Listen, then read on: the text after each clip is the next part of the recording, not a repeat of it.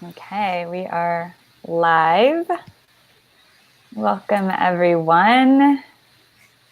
I'll give a couple minutes to see if people will pop on here.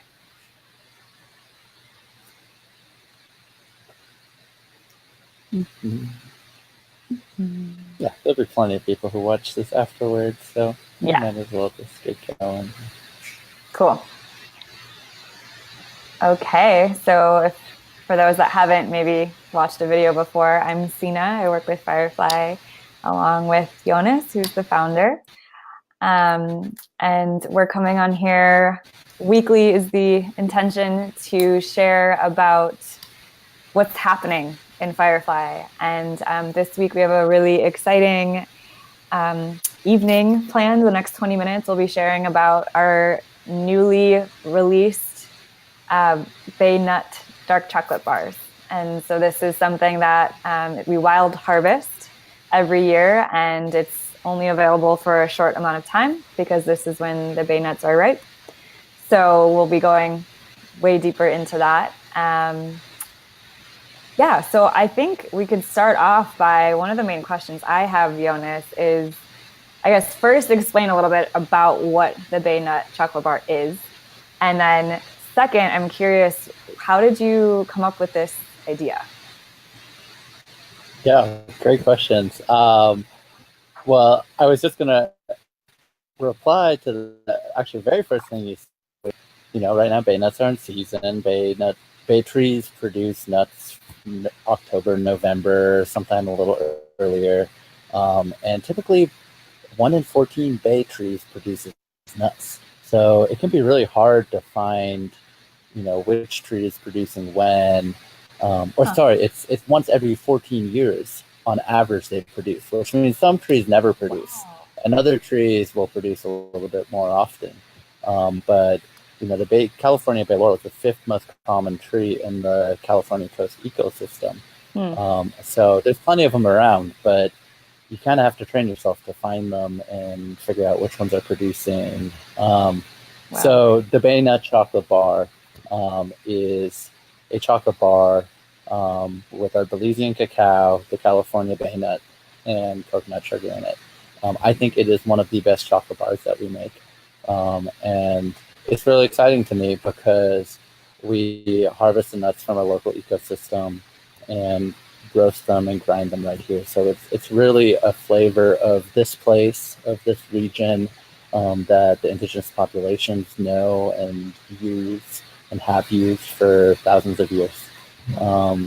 So it's kind of a way of exploring and discovering our roots to this place. And I've seen through my own wild harvesting that I pay so much more attention to the ecosystem and become so much more invested in the local ecosystems and their health when we wild harvest. And I should clarify that wild harvesting isn't just taking from the place, it's also giving back. So, whether that is pruning the trees or making, giving offerings to the trees, making sure that the rest of the forest ecosystem is well stewarded, surrounding those trees in particular groves. There's a lot of ways that we can actually give back as part of this reciprocal process. Also, in the past, this has been a seasonal flavor, and I'm really hoping that this year we actually gather enough bay nuts to get us through a whole year of people munching on bay nut chocolate. Now, I'm not sure if that's going to happen or not. We're collecting more nuts than we ever have before. It is a banner year, which bay trees do. Every some odd amount of years, maybe every 4 or 5 years, they'll produce an unusually large crop of bay nuts, and that's partially to overwhelm pests and make sure that their species propagates and that some seeds survive. So we're in one of those years, and really the biggest challenge with having our bay nut chocolate in consistent supply is sourcing. We're basically creating our own supply chain of local wild harvesters and paying people to be out in the forest and tending to these trees and gathering from these trees. And that's, taking some time to grow. Like, I go out myself as much as I can. I have some friends that I went to permaculture school with who are out gathering. And we keep finding new partnerships. Like the Occidental Arts and Ecology Center has actually got several of the kids who live in their village on the project, who are kind of getting to do some like mini entrepreneurship and get out into the woods, collect nuts, and then make a little money off of it.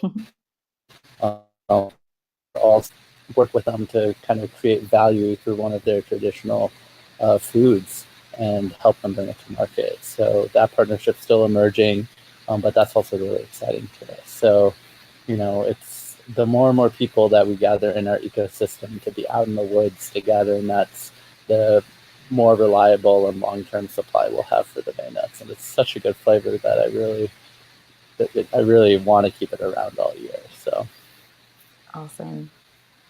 How did you first come up with the idea to use the local bay nuts in a chocolate bar? So in 2012, I did a program called the Regenerative Design and Nature Awareness School, which was a 1-year or 9-month program, which was focused on permaculture and nature connection. And in that program, I was exposed to bay nuts because part of what we were doing was learning about the different local edibles. And the flavor of the bay nut was so compelling. I was amazed that I had never had it before, and I had lived in California for almost 10 years at that point. And I thought, and that was also just 6 months after I had come back from Oaxaca, Mexico, and was super inspired about chocolate and making my first batches. And it just seemed like a natural combination, especially the more I learned about bay nuts. The process is remarkably similar to processing cacao. And it also has stimulant properties, just like cacao does. So I thought that would be a good match. And it's actually one of the reasons I became excited about chocolate making, is because, so many people love chocolate. I figured that chocolate was a great vehicle for exposing people to something new, to something that's growing in their backyards often, that they don't know yet about. Yeah.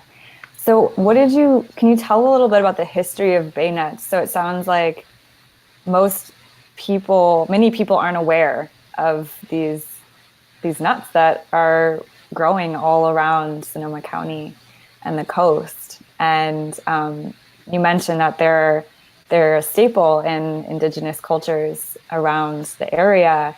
So are they still being used, and how do they work with them? And anything you can share on that.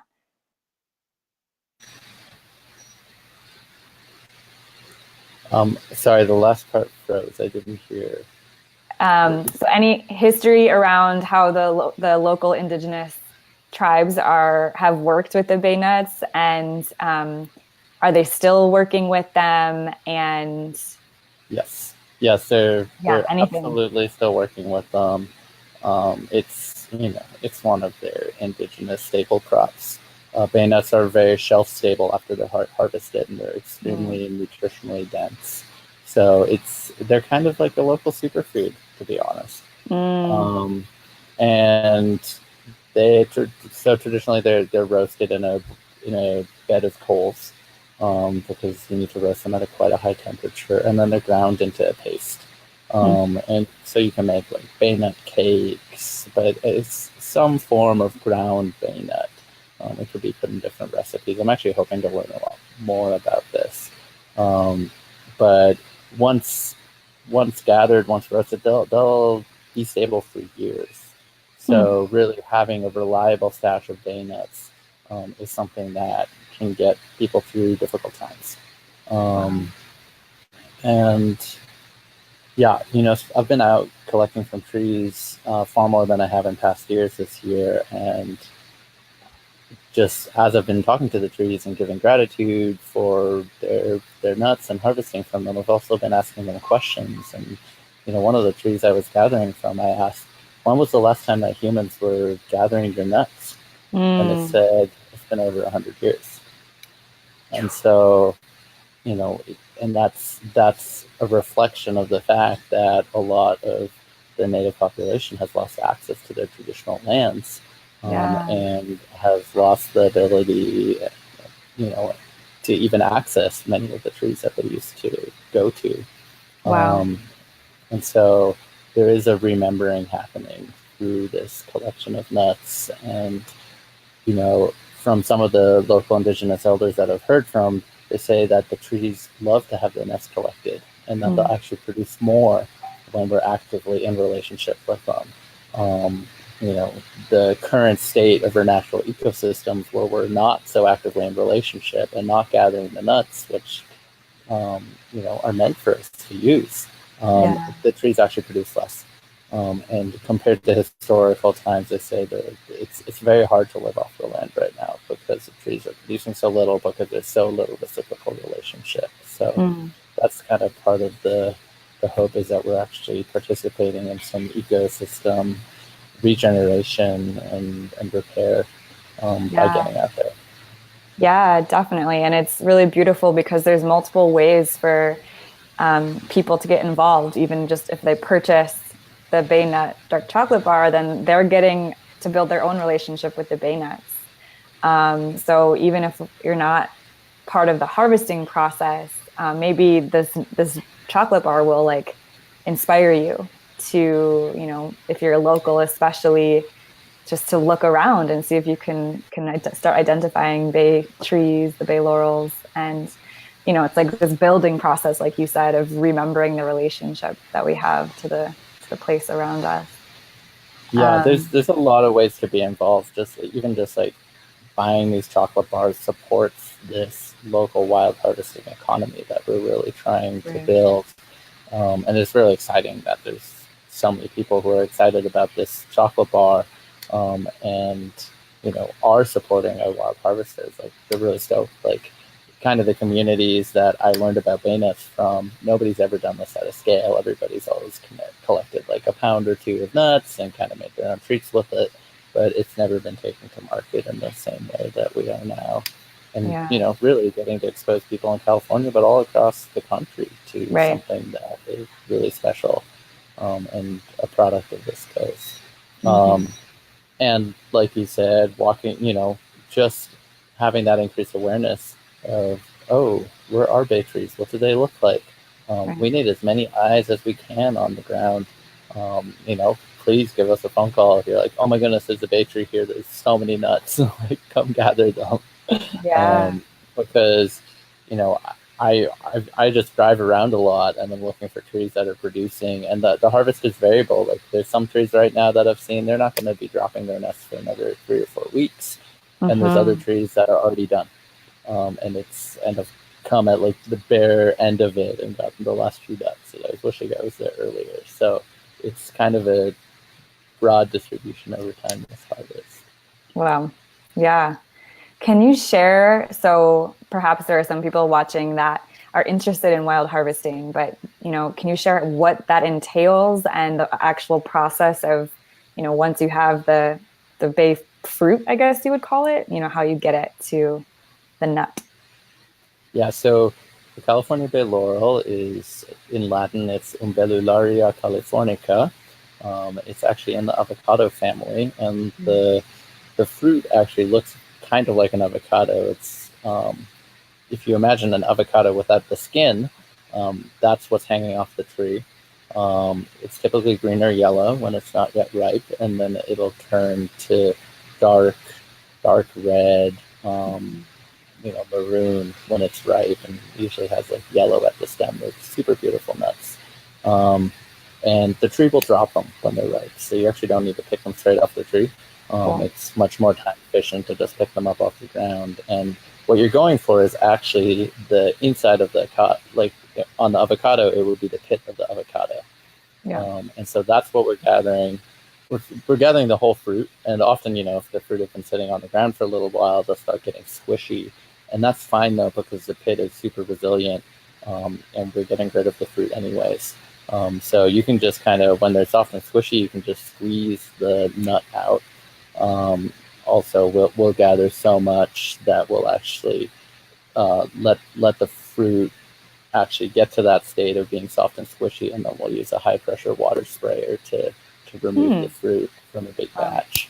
And then you have the nut, or you have the seed. that we dry. If you're just air drying it, you want to dry it for several months after cleaning the fruit off of it. We also use like an electric dehydrator to dry it at a larger scale, and especially with so many nuts coming in right now, we're trying to dry them out as fast as we can. Um, and then after that, what we're actually going for is the inside of the avocado pit. That's the nut. There's individually with a hammer to break open the shell, and those are the nuts inside there. And then we roast them at about 400, 450 degrees Fahrenheit, so quite hot, and just for a Yeah. few minutes.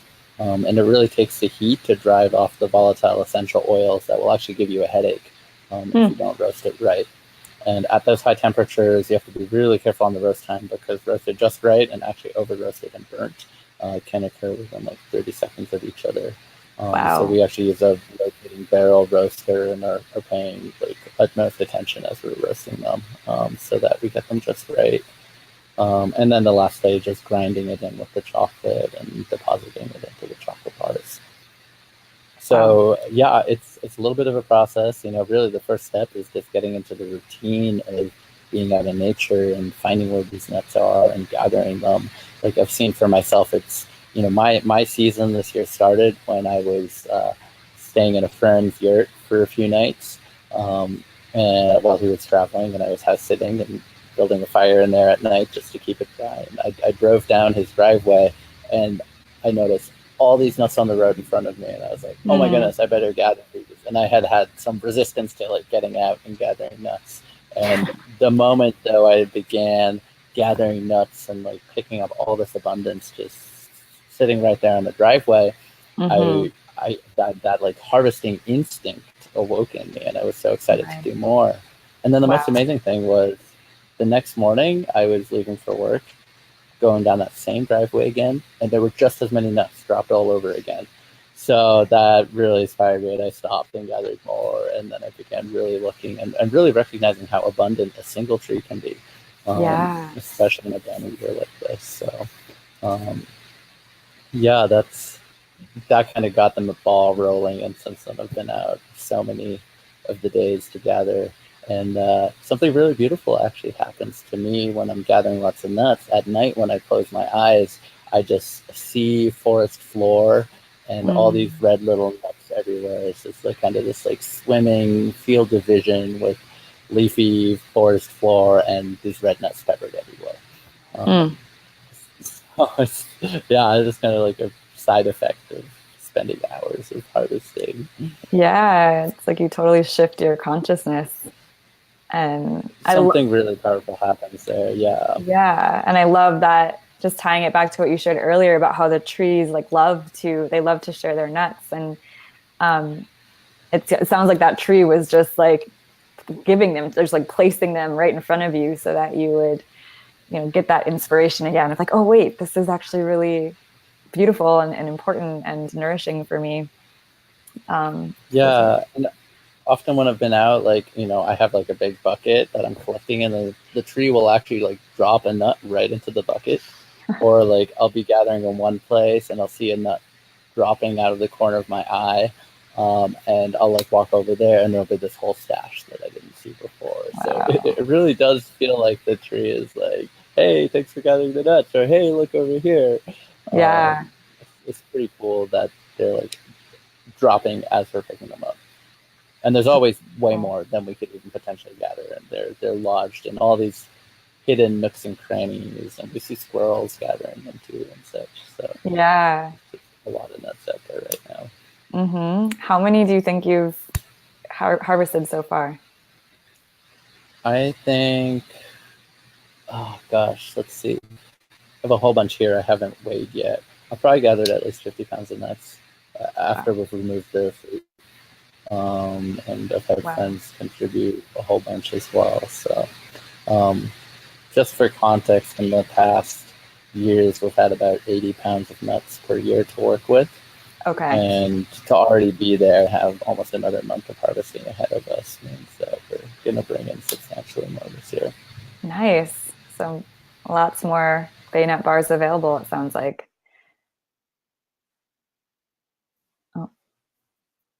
We froze.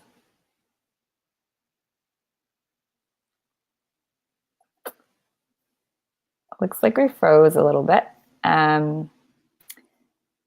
So while we're waiting to come back online, I see a question.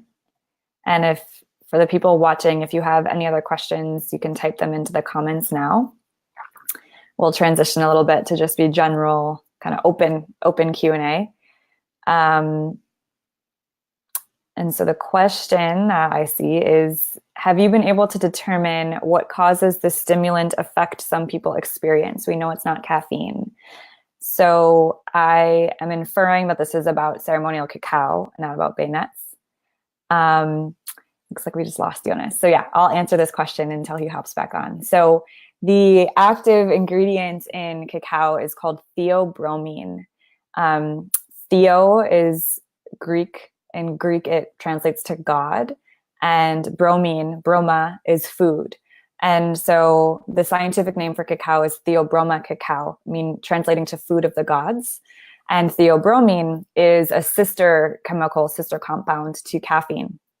And so it's somewhat similar to caffeine in that it is a stimulant, like you said, and it's also different. It functions in a different system. So theobromine has a longer half-life in the liver, and which means that our bodies digest it more slowly. And it also works on the cardiovascular system rather than the nervous system. So compared to coffee, which is primarily caffeine, there's a peak, right? Peak and then a drop, like the crash that I'm sure many of us have experienced. And there's also this tendency to have like a jitteriness, like the nervous system gets kind of tense.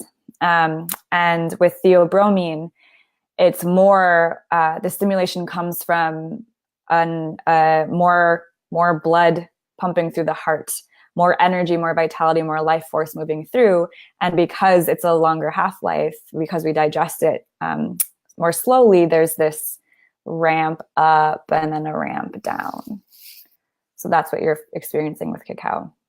And some cacao, different origins have different amounts. There is often a little bit of caffeine in cacao. So it varies in different origins and like locations. Hey, Jonas. I'm back. You're back. Okay. All right. I was just answering. So we got a couple questions. Yeah. I just was answering a question about someone was asking about bay nuts. I'm sorry, I just didn't see that comment. So this person, I can't see your name, but they're asking about bay nuts and the stimulant properties, and if you can. I actually heard it. Okay. So a friend of ours has lab tested bay nut, and it definitely doesn't have caffeine. There's like no trace of caffeine. There's a whole class of alkaloid compounds, which are all stimulants. We didn't have it tested for theobromine, so it's possible that there's some theobromine, but my hunch is that it's actually a different molecule, which may not even be known, just because the feeling of the bay nut stimulant is distinctly different from theobromine for me. It's not as long-lasting. It's actually stronger than theobromine. It's kind of like in between theobromine and caffeine, from my experience. So I think it's a different molecule altogether, personally. We're trying to, it can be pretty expensive to get lab testing done when you don't know the molecule that you're looking for. Right. So we should definitely get it tested for theobromine, but my hunch is that it's actually not that. So hopefully eventually we'll have some funds if anybody out there wants to fund this kind of research. We're also actually applying for some agricultural research grants and such to get more info for this. Great. It's Tony is the commenting person. So Hi, Tony. Thanks for the question. Cool. Any other questions or thoughts about bay nuts? The other thing I was going to share is that the genetic diversity of bay trees is so apparent when we're gathering these nuts. Like one of our friends, Brock Dolman at the Occidental Arts and Ecology Center, who's a biologist, has kind of done I think he calls it a phenotypic analysis of the trees, and noticed how each tree is very consistent in the type of nut they produce, but tree to tree, even trees right next to each other will produce very different nuts. And by differences, I'm talking about the color of the nuts, the size of the nuts, the thickness of the fruit around the nuts, even the shape of the nuts. Some are rounder, some are more oblong, some are huge, some are small. So there's a lot of genetic variety in the bay trees, which, eating something genetically diverse as a food is just, that's part of the magic of eating wild. Eating wild is some of the healthiest foods that we can eat. It's not something that's organic certifiable, but in a way, it's so much better than organic.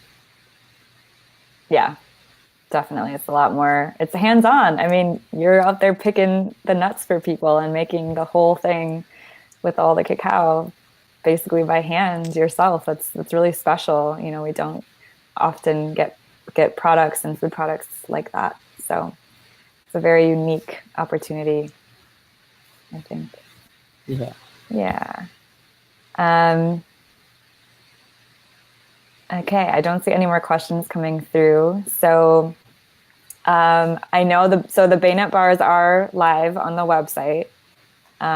Anything you want to say about ordering, shipping, just the complexity of the flavor of these bars is super unique. It's a flavor unlike any that you've had before. It's a friend of mine just said that having the Baynut bar is like having fire, earth, water, air, like all the elements right there in one moment. Like a little bit of toasty popcorn and butter notes in there. It's really complex. Like it's a fascinating thing to experience in your mouth. And it really defies definition because it's unique. It's unlike anything you've had before. So I encourage you, if you're ordering ceremonial cacao from us, to just add a Baynut bar to your order and give this a try. It's been something really unique in the culinary world.